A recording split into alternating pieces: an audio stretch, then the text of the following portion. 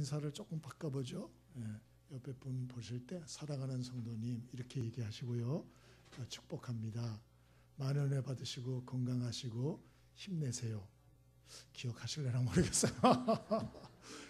좀 바꿔보죠. 사랑하는 성도님 이렇게 한번 해봅니다. 자, 시작. 사랑하는 성도님 많은 은혜 받으십시오. 건강하시기 바랍니다.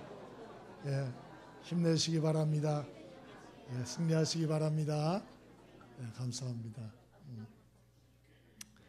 가끔 변화를 줘야 정신을 우리가 좀 집중해서 할 수 있을 것 같아요. 동상이몽이라는 말이 있죠. 좋은 말 아닙니다. 그래서 같은 장소에서 같이 있지만 속의 생각이나 관심은 엉뚱한 곳에 가 있는, 참 좋은 건 아니죠. 성탄절이 딱 10일 앞으로 다가왔어요. 딱 10일. 어떤 면에서 우리도 성탄절 앞두고 동상이몽 성도가 될 수 있습니다. 그래서 이 성탄절이 왔나보다 갔나보다 그냥 구경꾼으로 그렇게 될 수가 있어요.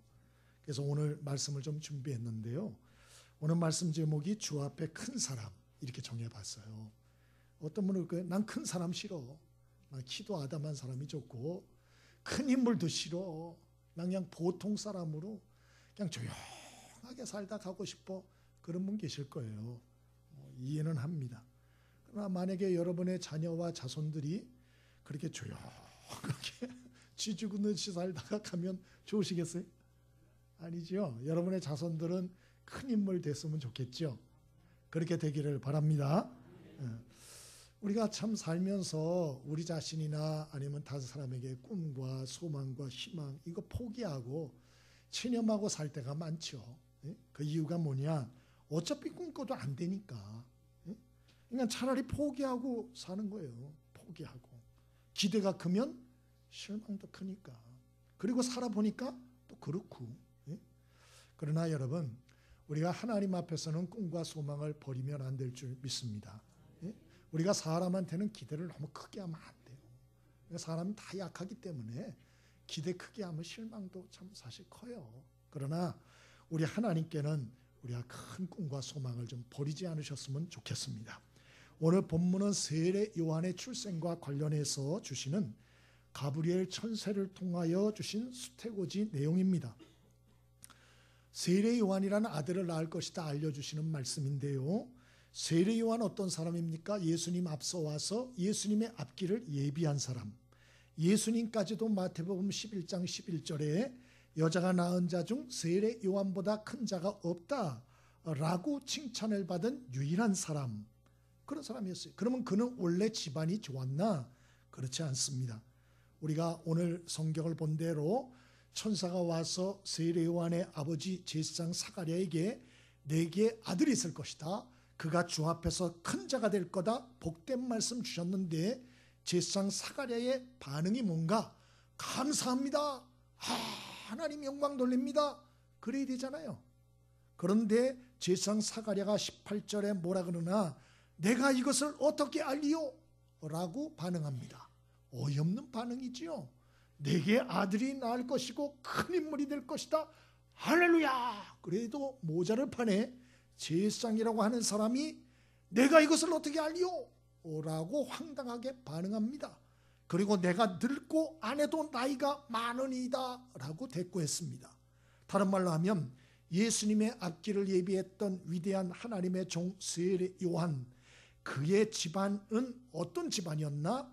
어떤 집안에서 그가 출생했나? 나이가 많아서 아이 놓지 못하는 불임 가정에서 그가 출생하였다 성경이 말하고 있어요. 더군다나 출생했을 때도 이것을 그의 아버지 부친이 믿지 못할 정도로 마음에 불신이 가득한 그런 집안이었다 하는 걸 알려주는 거죠. 그러면서 우리에게 메시지를 줍니다. 구원받은 하나님의 백성, 하나님을 잘 섬기는 집안이라 할지라도 문제는 어디에나 있으며 그럼에도 불구하고 하나님이 은혜를 부어주셔서 그런 가정에서도 위대한 하나님의 인물이 나게 하실 수 있으므로, 그러므로 너희도 어떤 고난과 문제가 있다 할지라도 낙심하고 포기하고 절망하지 말고 하나님 안에서 끝까지 꿈과 소망을 가지라. 그런 메시지를 주는 거예요. 여러분, 하나님 앞에서 꿈과 소망을 버리지 않게 되길 바랍니다. 주님 앞에 큰 사람들 이런 소망과 꿈을 버리시면 안 돼요. 그러면 우리가 어떻게 주님 앞에 큰 사람, 큰 인물이 될 수가 있을까요? 어떻게 하나님 앞에 큰 사람 되어 쓰임받는 인생이 될까요? 오늘 세례 요한의 출생을 알리는 천사 가브리엘의 수태고지 말씀을 통하여 함께 생각해 보고자 합니다. 주님 앞에 큰 사람이 어떤 사람인가? 첫째로 15절입니다.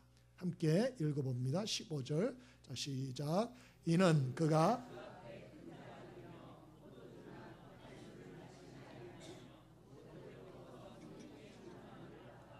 아멘. 오늘 주 앞에 큰 자가 나겠다고 말씀을 하는데요. 그런데 그러한 세례 요한이 어떤 자가 될 것인가 15절에 말씀하는데 우선은 성결한 사람이다 하는 것을 알게 돼요. 여러분, 주님 앞에 큰 사람 어떤 사람인가? 성결하고 거룩한 사람입니다. 오늘 그래서 그가 포도주나 독한 술을 마시지 않고 모태로부터 성령 충만함을 받을 것이다 라는 얘기를 먼저 하고 있어요. 세례 요한은 이 말대로 거룩하고 성결한 사람이 되어집니다. 우리는 이 말씀을 통해서 정말 하나님이 인정하는 큰 사람, 큰 인물이 누구인가? 그것은 그 내면이 거룩하고 성결한 사람이다. 이런 자가 주님 앞에 큰 자로 인정받고 쓰임받을 수 있다 하는 것을 깨닫게 돼요. 우리 이런 말씀을 보면서 의아해하죠. 왜? 세상 속담에 물이 너무 맑으면 그러면 고기가 모이지 않는다. 그런 말이 있습니다. 무슨 뜻이죠? 사람이 너무 결백하고 깨끗하면 사람이 따르지 않는다. 그런 얘기죠. 왜? 너무 깨끗하니까. 사람들이 뇌물도 안 갖다 주고 주변 머리도 없고 이러니까 그냥 돈은 못 모은다. 어떻게 하라는 얘기예요? 적당히 살아라. 좀 둥글게 뇌물 주면 적당히 받고 거짓말도 적당히 하고 그렇게 사는 거야. 세상상 그렇게 말해요. 여러분, 일리가 있을 수도 있겠어요. 그러나 성경적인 말은 절대로 아니에요. 여러분, 디모데후서 2장 20절 이하의 성경은 뭐라고 말합니까? 큰 집에 금그릇도 있고 은그릇, 나무그릇, 질그릇도 있다. 그러나 누구든지 자기를 깨끗게 하면 하나님께 귀히 쓰는 그릇이 되어 주인 쓰심에 합당한 존재가 될 것이다. 그러므로 모든 선한 일의 최고의 준비는 죄악에서 자신을 깨끗게 하는 것이다. 피리어드 딱 찍었어요. 뭐 토를 달지도 않아요. 여러분, 하나님은 작은 그릇도 쓰셔요. 싸구려 그릇도 존귀하게 쓰세요. 나무 그릇도 귀하게 쓰세요. 깨진 그릇도 귀하게 쓰실 수 있어요. 그러나 우리 하나님이 쓰실 수 없는 그릇이 있는데 그건 무엇인가? 더러운 그릇이에요. 더러운 그릇. 여러분, 밥 담아 먹는 그릇 있죠? 식사하신 후에 어떻게 하시죠? 퐁퐁 풀어서 설거지 하시죠? 설거지한 다음에 마른 수건으로 깨끗이 닦아놓죠? 이 부분에서 응답들이 없더라고요. 안 닦으시나 봐요. 닦아놓잖아요. 물기 있으면 안 좋으니까. 왜 그렇게 깨끗이 하죠? 귀찮잖아요. 먹고 나면 그냥 세 끼 먹고 한꺼번에 저녁에 이러면 안 돼요? 왜 몇 끼 그거를 씻어 놓습니까? 이게 건강과 직결이 되니까. 건강과. 그러나 음식물 쓰레기통은 어떻게 하시나요? 음식물 쓰레기통도 매번 갖다 버릴 때마다 퐁퐁으로 깨끗이 찢고 마른 걸레로 여러분 수건으로 깨끗이 닦아두죠? 그러시죠? 그런 사람은 없습니다. 가끔 일주일에 한 번. 왜? 어차피 버릴 쓰레기니까 깨끗이 닦아주질 않아요. 그러나 우리 입에 들어갈 음식을 담는 그릇은 매일 씻죠. 매일 깨끗하게 하죠. 우리는 쓰레기입니까? 하나님 나라 들어갈 사람입니까? 여러분 믿으시길 바랍니다. 여러분 다 하나님 나라 들어가겠다고 작정하고 사는 사람들 아니에요? 우리 쓰레기통에 들어갈 사람이에요? 아니잖아요. 그러면 천국에 들어갈 사람은 자기를 소중히 여겨야 돼요. 하나님 나라에 들어갈 사람들이에요. 그러면 첫 번째가 뭐냐? 자기를 깨끗게 해야 돼요. 정결하고 거룩한 심령을 유지하셔야 돼요. 이것이 바로 하나님께 쓰임받고 하나님 앞에 큰 자로 인정받을 수 있고 하나님의 축복을 누릴 수 있는 첫 번째다. 우리 그렇게 말하는 것이에요. 여러분 요셉을 생각해 보세요. 형들에게 미움을 받고 애굽 땅에 노예로 팔려갑니다. 남의 집 종살이합니다. 억울하게 모감받고 감옥까지 들어갑니다. 그러나 그가 그런 자리에서도 믿음을 지킵니다. 마음의 순결함을 지킵니다. 거룩함을 지킵니다. 그러더니 결국 하나님께서 애굽의 국무총리 자리까지 올리시잖아요. 다니엘을 보십시오. 어린 나이에 나라가 망해 여러분 바벨론의 포로로 끌려갑니다. 그러나 그곳에서도 믿음을 지키기로 결심합니다. 하루에 3번 기도하기로 결심합니다. 그리고 그 믿음과 순결함을 지키더니 하나님이 다른 보통 소년의 7배의 지혜와 총명을 주시더라. 그리고 나중에 바벨론의 총리까지 오르지 않아요. 하나님은 여러분 깨끗하고 거룩한 사람을 찾고 계세요. 회사에서 사람 찾고 있죠? 회사에서 사람만 찾는 게 아니고 하나님도 사람을 찾으세요. 근데 어떤 사람을 찾나? 거룩하고 깨끗한 사람을 찾습니다. 여러분, 저와 여러분이 우리의 마음과 생각을 잘 지킬 수 있게 되길 바랍니다. 그럼 우리의 마음과 생각을 어떻게 거룩하고 깨끗하게 지킬 수 있습니까? 첫째, 회개해야죠. 회개. 우리가 죄 안 짓는 사람 어디 있어요? 그러나 죄를 지면 회개해야 돼요. 그러면 요한일서 1장 9절에 우리 주님의 보혈로 우리를 불의해서 깨끗이 씻어주신다 그랬어요. 그럼 그게 다인가? 아니죠. 맨날 죄 짓고 회개하고 죄 짓고 회개하고 죄 짓고 회개하고. 그럼 이거 뭐 갖고 가는 거 아니? 이제 여기 더러운 게 있어가지고 씻었어요. 뭘 담아 먹으려고. 딱 씻어가지고 뭘 담아 먹으려는데 보니까 또 더러워졌어. 또 씻었어요. 뭘 담아 먹으려고 딱 보니까 또 더러워졌어. 담을 수가 없는 거예요. 왜? 이 사람은 회개는 하는데 거룩함을 유지를 못해. 거룩하고 성결한 심령을 유지를 못하는 거예요. 하나님께 쓰임받기 어렵죠. 그래서 우리가 회개할 뿐만 아니고 거룩을 유지하는 삶을 사셔야 돼요. 그러면 거룩함을 어떻게 유지하나? 우리 힘으로 안 돼요. 왜? 악한 원수 마귀가 얼마나 역사하는지 몰라요. 오늘 여기 독주와 포도주를 언급하지 않아요? 이건 하나님의 사람들을 유혹하는 것들을 말하는 거예요. 악한 원수 마귀와 세상은 하나님의 사람들을 자극적인 또 절제할 수 없는 욕망을 부추겨서 그 사람으로 하여금 죄와 세상에 중독되어 정신을 못 차리게 아주 거기에 꽉 붙들려 있어. 정신을 못 차리는 거야. 벗어나지 못해. 그러므로 반드시 누구의 도움이 필요하나? 성령님의 도움이 필요하다. 그러면 어떻게 성령님의 도움 충만함을 받으며 살 수 있나? 디모데전서 4장 5절 하나님의 말씀과 기도로 거룩하여짐이라. 어떻게 성령 충만하여 거룩하게 살 수 있나? 첫 번째로는 기도하셔야 돼요. 기도. 할렐루야. 여러분 꼭 시간 정해놓고 정기적으로 기도하셔야 돼요. 특별히 광야 기도를 좀 하셔야 돼요. 여기 나중에 세례요한이 보면 말씀대로 출생을 해서 그가 조금 자라자 광야로 하나님의 성령이 이끌어갑니다. 그래서 광야에서 그가 혼자서 기도하면서 때를 기다리게 돼요. 그 말씀이 여기 뒤에 나오거든요. 여러분 우리가 하나님께 쓰임받고 거룩한 성결함을 진짜 유지하려면 작정을 하시고 광야 기도를 배우셔야 돼요. 광야 기도라는 건 무엇인가? 그곳에 아무것도 없어요. 하나님과 나가만 1대1 독대하는 자리, 이 광야가 있어야 돼요. 근데 우리는 이 광야가 없어요. 너무 분주해, 너무 시끄러워, 막 정신이 혼미해. 그런 가운데서 살아가니 우리가 정신을 차릴 수 있겠어요? 우리의 중심을 지킬 수 있어요? 거룩함과 성결함을 지킬 수가 있습니까? 우리 세례 요한처럼 기도의 광야 꼭 확보할 수 있게 되길 바랍니다. 기도의 광야를 꼭 확보하셔야 돼요. 작심을 하셔야 돼요. 그리고 기도 시간을 가지셔야 돼요. 하나님께 집중하고 그 음성을 들을 수 있는 이 시간이 없으면 제가 분명히 얘기합니다. 여러분은 죽을 때까지 사탄의 시험 가운데 갈등하다가 평안을 누리지 못하고 갈 거예요. 작심을 하셔야 돼요. 광야의 기도를 배우셔야 돼요.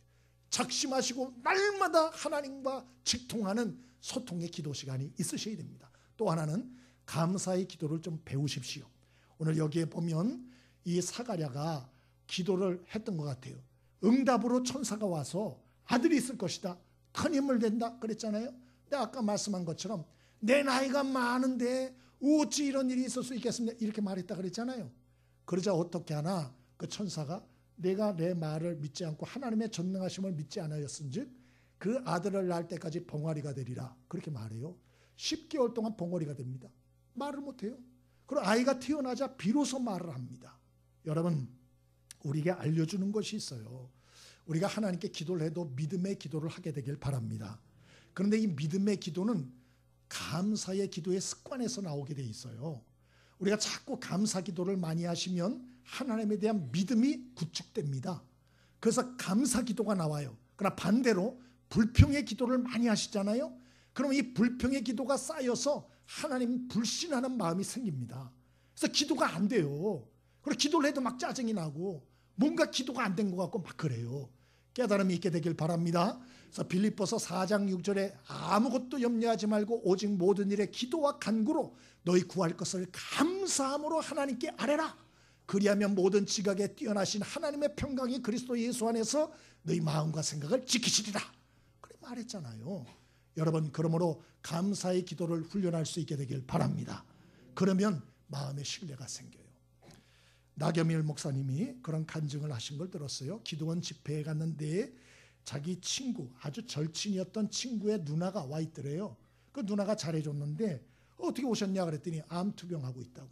병원에서 못 고친다 그래가지고 이젠 여기서 기도하다가 죽으면 죽고 살면 살고 그러고 지금 왔다 그러더래요. 그래서 아유 그러시냐고. 그래 어떻게 기도 잘하고 계시죠? 그랬더니 아유 그럼 내가 여기서 먹고 기도밖에 할 게 뭐가 있냐고. 그러셔서 어떻게 기도하시냐고 그렇게 물어봤대요. 그럼 어떻게 기도하시냐고. 근데 뭐 살려달라고 아니면 빨리 데려가달라고 그렇게 기도한다고. 그래서 누님 그래 기도하지 마시고요. 제가 시키는 대로 하세요. 저도 암 걸렸다가 여러 번 제가 살아났잖아요. 제 말 똑바로 들으시고 하세요. 자, 100시간을 기도하시면 99시간을 감사 기도하세요. 그리고 1시간만 간구 기도하세요. 아시겠죠? 누님 제 말대로 꼭 하세요. 100시간이면 99시간을 감사 기도만 하시고 1시간을 간구 기도하세요. 여러분 이해가 돼요? 근데 저는 이거 이해가 돼요. 그거 왜 그런 줄 아세요? 우리가 자꾸 불평하는 기도를 99시간 하잖아요. 그럼 1시간 내 간구 기도가 안 돼요. 막혀요. 기도문이. 막 맥이 팍팍 빠진다니까요. 그러나 여러분 99시간을 여러분이 감사 기도를 하죠. 그러면 감사가 하나님의 문을 엽니다. 그리고 용기가 생기고 믿음이 생겨요. 그리고 1시간을 기도해도 힘있게 기도하고 그 기도가 하나님을 움직여요. 깨달음이 있게 되길 바랍니다. 이건 저 같은 사람이 한 얘기가 아니고 실제로 본인이 여러 가지 암에서 나은 나겸일 목사님이 직접 한 얘기예요. 그러므로 여러분 기도를 하되 감사 기도를 좀 배우세요. 아멘이십니까? 그리고 또 여러분 마음과 생각을 거룩히 지키려면 하나님의 말씀을 마음에 좀 채우고 사십시오. 하나님의 말씀을 마음에 채우고 살라. 히브리서 4장 12절 하나님의 말씀은 살아있고 활력이 있어 좌우의 날선 어떤 것보다 예리하여 혼과 영과 및 관절과 고소를 찔러 쪼개기까지 하며 또 마음의 생각과 뜻을 판단하시나니 그렇게 말했어요.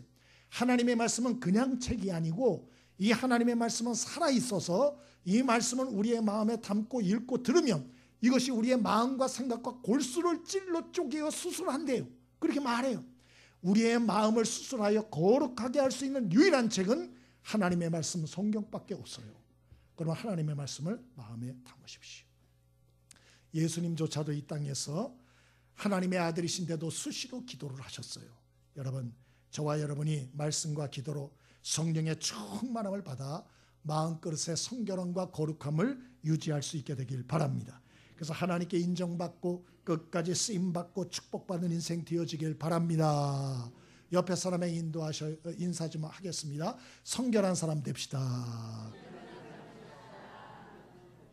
두 번째로 우리 주님 앞에 어떤 사람이 큰 사람인가 17절입니다. 함께 읽어봅니다. 17절 함께 읽습니다. 자 시작. 그가 또 엘리야의 심령과 능력으로 주 앞에 먼저 와서 아버지의 마음을 자식에게 거스리는 자를 의인의 슬기에 돌아오게 하고 주를 위하여 세운 백성을 준비하리라. 아멘. 주님 앞에 어떤 인물이 큰 인물입니까? 오늘 성경에 보니 자기를 낮추고 섬기는 사람이다 그렇게 말해요. 자기를 낮추고 섬기는 사람. 첫 번째는 성결한 사람, 두 번째는 자기를 낮추고 섬기는 사람. 세례 요한은 위대함 어디에 있습니까? 그는 자기 자신을 위해 살지 않았어요. 세례 요한은 자기를 보낸 하나님의 뜻을 이루기 위하여 철저히 자신을 희생하고 살았다. 주의 길을 예비하는 삶을 살았다 하는 거죠. 실제로 그는 예수님 앞서서 와서 광야에서 자신의 말씀과 기도로 예비하고 타락한 백성들에게 회개하라 말씀 증거하여 회개하는 자들에게 세례를 주었고, 또 인기가 막 있어지려고 할 때 예수님이 공생애를 시작하시자 그 예수님께 자신의 제자들, 자신의 인기, 자신의 관심, 자기의 자리 다 양보하고 희생하고 소리 소문 없이 조용히 사라져 순교한 사람이에요. 그 세례 요한이에요. 요한복음 3장 30절에 세례 요한은 말하기를 그는 흥하여야 하겠고 나는 쇠하여야 하리라, 그렇게까지 말했어요. 이게 쉬운 일인가? 절대 쉽지 않아요. 예전에 한번 그 텔레비 방송 공연을 한번 보러 간 적이 있어요. 갔더니 한 사람이 이렇게 먼저 등장을 하더만요. 등장을 해서 막 사람들을 웃기고 막 그러더라고요. 얼마나 재밌는지 관객들이 하오 하면서 그 사람을 다 집중했어요. 와, 저 사람 대단하다. 저 사람 코미디언이야? 뭐야? 정말 재밌네. 말을 정말 잘한다. 알고 봤더니 이 사람 바람제비예요. 바람제비. 예? 무슨 소린가 하면 관객의 시선을 다 모으고 사라지는 엑스트라 배우예요. 예? 그 사람 사라졌어요. 이제 본게임 하니까 딱 열리니까 이제 본게임이 시작되고 주인공들이 나오더만요. 여러분, 세례 요한이 바람잡이 역할 하다가 사라졌어요, 이 사람이. 그런데 하나님과 예수님은 오늘 이 세례 요한을 뭐라 그러냐? 바람잡이다. 그러지 않고 사람이 낳은 자 중에 세례 요한보다 큰 자가 없다 그러셨어요. 왜? 이게 쉽지 않거든요. 이게 쉽지 않아요. 마태복음 18장에 보면 예수님의 12제자들 나와요. 맨날 싸웠어요. 왜? 서로 누가 높으냐? 응? 서로 누가 잘났나? 누가 인기 캡인가? 누가 참 대접을 받고 섬김을 받아야 되나? 누가 박수를 받아야 되나? 누가 인정을 받아야 되나? 서로 다투는 거예요. 18장 1절에는 노골적으로 제자들이 예수님께 묻습니다. 예수님, 솔직히 말해주세요. 천국에서 누가 큽니까? 누가 커요? 그렇게 물어봅니다. 이런 철없는 제자들. 예? 예수님 뭐라고 답하시죠? 어린아이를 딱 데려다 놓고 4절에 천국은 이 어린아이같이 자기를 낮추는 사람이 큰 자다. 그렇게 주님 말씀하셨어요. 그리고 5절에 이 어린아이 하나를 영접하면 곧 나를 영접하는 것이다. 6절에 무서운 말씀, 나를 믿는 자 중 한 사람을 실족케 하면 연자맷돌을 목에 달아 깊은 바다에 빠뜨려 죽는 게 낫다. 10절에 더 무서운 말씀, 작은 자 한 사람도 업신여기지 마라. 그들의 천사들이 하늘에 계신 내 아버지 얼굴을 항상 배우느니라. 우리 예수님이 하신 말씀이에요. 응? 그러니까 하나님 앞에 누가 큰 자인가? 세례 요한같이 자기는 낮추고 주님을 높이고 다른 사람을 존귀 여기며 섬기고 오직 하나님 앞에 영광 돌리는 사람, 하나님 앞에 큰 자다. 이게 쉬운가? 쉽지 않아요. 쉽지 않아요. 어떻게 하나? 우리를 보면 알죠. 우리는 그냥 교회에서 투표해가지고 중직자, 직분자 딱 뽑아가지고 선서까지 하고 주님의 영광을 위해서 끝까지 헌신하겠습니다. 그렇게 말을 해도 실제로 우리가 이렇게 일을 하게 되면 저까지 포함해요. 저도 선서했어요. 저도. 내가 싫어하고 내가 부담되고 내가 손해되는 일은 주저할 때가 많아요. 응? 내가 피해가 되고 내가 너무 힘들고 그러면 막 주저할 때가 많아요. 응? 그런데 세례 요한은 그렇게 하지 않았다. 세례 요한은 자신을 철저히 낮추고 자기를 희생했다. 하나님과 사람을 섬기기 위해서 심지어는 결혼도 안 했어요. 가정도 이루지 않았어요. 성령의 이끄심 따라서 광야로 갔어요. 거기서 혼자 기도하며 하나님의 말씀을 묵상했어요. 때를 기다렸어요. 그리고 주님의 길을 예비하는 삶을 살다가 순교당해 죽었어요. 세례 요한의 삶이에요. 응? 자신을 철저히 낮추고 헌신하고 완전히 희생하는 이런 삶을 살았어요. 여러분, 그러면 세례 요한은 어떻게 이런 삶을 살 수 있었지? 응? 우리는 사도 바울에게서 비결을 하나 깨닫습니다. 고린도전서 15장 8절로 10절에 나는 사도 중에 가장 작은 자라. 나는 하나님의 교회를 박해하였으므로 사도라 칭함받기를 감당치 못할 자니라. 그러나 내가 나된 것은 하나님의 은혜로 된 것이니 내게 주신 그의 은혜가 헛되지 아니하여 내가 모든 사도보다 더 많이 수고하였으나 내가 한 것이 아니요 오직 나와 함께 하신 하나님의 은혜로라. 특징이 뭐예요? 하나님의 은혜라는 거예요. 뭐가 하나님의 은혜예요? 내가 죽지 않고 하나님의 저주 심판받지 않고 살아있는 것 자체가 하나님의 은혜. 나 같은 자에게 직분을 주신 것 자체가 하나님의 은혜. 그리고 그 직분을 맡아서 지금까지 이 정도나마 내가 감당할 수 있었던 것도 내 지혜가, 내 건강이 아니고 하나님의 은혜. 모든 것이 하나님의 은혜입니다. 이런 마음을 가졌기 때문에 그는 끝까지 자기를 낮추고 섬길 수 있었던 거예요. 우리가 내 힘으로 했다, 내 능력으로 했다, 내 지혜로 했다 이렇게 생각을 하면 못하죠. 아깝죠. 힘들죠. 저와 여러분이 어떤 상황 가운데서든지 하나님의 은혜를 은혜로 바라볼 수 있게 되길 바랍니다. 예전에 복제인간 문제가 이슈가 된 적이 있었어요. 어떤 분이 그런 글을 썼어요. 만일 인간 복제가 가능한 세상이 된다면 나는 나 같은 사람이 복제되길 원할까? 물음표를 찍었어요. 그러면서 그분이 뭐라고 답을 적었나? 결코 나는 내가 복제되기를 원하지 않는다 그랬어요. 왜 그러나 나는 성격이 우유부단하고 머리도 뛰어나지 않고 성품도 둥글둥글하지 않고 거기다 눈치 코치까지 없다. 마누라도 나를 무시한다. 나는 결코 나 같은 사람이 복제되기를 원치 않는다. 그렇게 적었어요. 여러분은 어떠세요? 여러분은 여러분 같은 사람이 복제되기를 원하세요? 혹시나 네 그렇게 말할지 몰라요? 착각일 수 있어요. 왜? 주변 사람한테 물어봐야 돼. 그거는. 물어봐야 돼.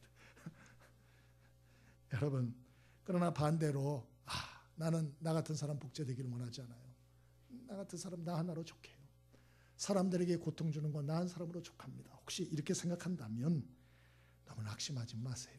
왜? 하나님은 그렇게 생각하지 않으셔요. 예수님은 철없는 12명의 제자들을 뽑으시고 제자 삼아서 결국 끝까지 인내해 주시고 그리고 결국 변화시키고 위대하게 사용해 주시지 않았어요. 할렐루야. 하나님의 은혜예요. 하나님의 은혜. 예? 그러므로 우리도 사도 바울과 같이 고백해야 할 것입니다. 나의 나된 것은 하나님의 은혜로 된 것이니 내게 주신 하나님의 은혜가 헛되지 아니하여 내가 모든 사도보다 더 많이 수고하였으나 내가 한 것이 아니요 오직 나와 함께 하신 하나님의 은혜로라. 할렐루야. 여러분, 내 힘으로 한 게 아니에요. 하나님의 은혜로 한 것이에요. 우리나라 원로 영화인 신영균 씨 있죠? 잘생긴 분, 빨간 마우라 이런 것도 찍으시고 아주 잘생긴 분 계시죠. 이분이 이제 아시다시피 올해 이제 91세인데 10년 전에 명보극장 그 500억 규모의 재산이라 그래요. 500원이 아니고요. 500억. 500억 규모의 재산을 사회에 환원하셨어요. 그러면서 이분이 뭐라 그러냐? 국민의 사랑을 받은 것을 사회에 돌려보낸다. 사회에 환원했어요. 멋있죠? 멋있었어요. 근데 최근에 또다시 남은 재산까지도 다 사회에 환원한다고 내놓으셨어요. 이분이 이상하다. 수상해. 그러자 알아보니까 역시 독실한 크리스찬. 장로님이에요. 장로님. 여러분, 이 연예계, 영화계 얼마나 유혹이 많습니까? 그래서 여자, 돈, 도박, 술 아주 유혹이 많아서 꼭대기에 올라갔다가 추락하는 사람들이 수도 없이 많은데 이분은 술도 안 마시고 담배도 안 핀대요. 여자 도박도 평생 안 했대. 평생. 기자가 물었어요. 어떻게 선생님은 일생 큰 실수 없이 사람들의 존경을 받으며 정상에 설 수 있었습니까? 하고 싶은 말이 있으십니까? 그랬어요. 답을 썼어요. 이분이 신영균 장로님 91세인데 서두를 이렇게 꺼냈어요. 제가 가장 좋아하는 성경 구절은 고린도전서 15장 10절입니다. 뭔지 아시죠? 앞전에 지금 얘기했던 거예요. 똑같아요. 똑같아. 그러니까 나의 나된 것은 오로지 하나님의 은혜였습니다. 저는 하나님의 말씀으로 제 자신을 다스리며 살 수 있었습니다. 그래서 인생에 큰 실수를 하지 않을 수 있었습니다. 이제 제 나이 90이 넘어 얼마나 제가 더 살겠습니까? 남은 것을 다 베풀며 남은 인생을 아름답게 마무리하고 싶습니다. 그리고 제가 남기고 싶은 말은 자녀들에게 제 관 속에는 손때 묻은 제 성경책 하나만 넣어 주십시오 라고 하는 것입니다. 안 멋있어요? 남의 얘기니까 하나도 저는 감동받았어요. 정말 이야 정말 멋진 장로님이다 제가 생각했어요. 정말 예수쟁이답다 저 그렇게 생각했어요. 예수쟁이다워요. 예수님 같아. 예수님. 예? 또 오해는 하지 마세요. 역시 홍 목사는 돈 있는 사람만 좋아하나 보다.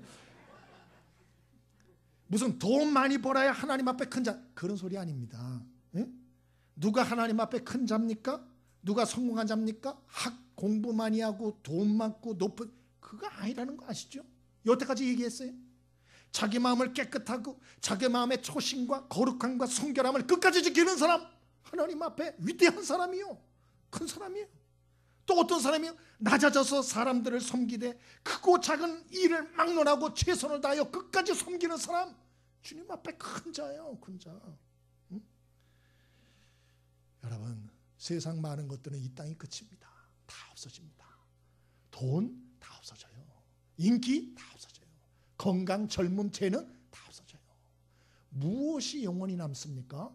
하나님이 인정하는 것만 영원히 남는 거예요. 하나님이 인정하는 큰 사람이 누구라고요? 성결한 사람이에요. 하나님이 인정한 큰 사람, 자기를 낮추고 섬기는 사람. 우리 수준에 맞는 얘기를 하겠습니다. 어제 사랑의 짜장면 나눔 행사했어요. 너무 행복한 날이었어요. 어저께 날이 추워가지고 좀 안 나오실 날인데 더 많이들 나오셨어요. 얼마나 감사한지. 예? 어저께 추운 날 나오고 싶어요? 안 나오고 싶어요? 안 나오고 싶잖아요. 저도 안 나오고 싶더라고요. 그래서 나가기 싫다. 목사니까 나가야지. 저도 왔어요. 추운 날. 근데 어저께 많이 들어오셨어요. 근데 어저께 딱 와보니까 우리 저 진순의 그 보쌈집, 거기서 세상에, 우리 교인도 아니에요, 그 집은. 근데 인절미를 3박스를 보냈어요. 그래서 제가 전화를 했어요. 어떻게 되신 거냐. 때마다 참 감사하게. 그랬더니 아이고 약서해요. 연말이잖아요. 다들 맛있게 드시고 힘내시라고 보냈어요. 말도 얼마나 이쁘게 하는지. 그래서 어저께 그거 나눠 먹는데 잔치 분위기였어요. 제가 떡을 먹어봤는데 이 떡이 보통 떡이 아니에요. 보통 떡하고 맛이 틀리더라고요. 잡숴본 분들만 아시죠? 어저께 얼마나 맛이 좋았는지. 그리고 또 우리 노숙자들을 위해서 우리 교회 우리 여자 집사님 또 한 분이 이 노숙자들 참 도와주라고 수면용 양말, 그것도 30켤레, 또 빵도 제공을 해주셔가지고 어저께 노숙자들은 갈 때 왕뚜껑 사발면, 음료수, 빵, 수면용 양말 이거 그렇게 가져가셨어요. 할렐루야. 얼마나 좋아들 하시는지. 어저께 노숙인 얘기를 제가 간접적으로 얘기 들었는데 어떤 노숙인한테 물었대요. 어떻게 알고 오셨냐 그랬더니 아는 지인이 소개해서 왔다고. 응? 그 지인도 노숙인이에요. 그런데 그분이 그랬대요. 이 은성교회는 짜장면을 무료로 주는데 첫 번째, 봉사하는 분들이 너무 친절하다고. 응? 두 번째로는 짜장면을 넘치게 얼마나 많이 주는지 소문이 나서 왔다고. 우리 교회는 배 터져도 괜찮아요. 우리는 하여튼 먹고 싶다고 하는 만큼 다 줍니다. 할렐루야. 자기가 못 먹기 전에는 하여튼 우리는 달라는 대로 다 줘요. 그래서 어저께 너무 행복했고 너무 기분이 좋았어요. 우리 교회 또 우리 봉사자들에게 하나님이 주시는 성탄 선물이라 생각을 합니다.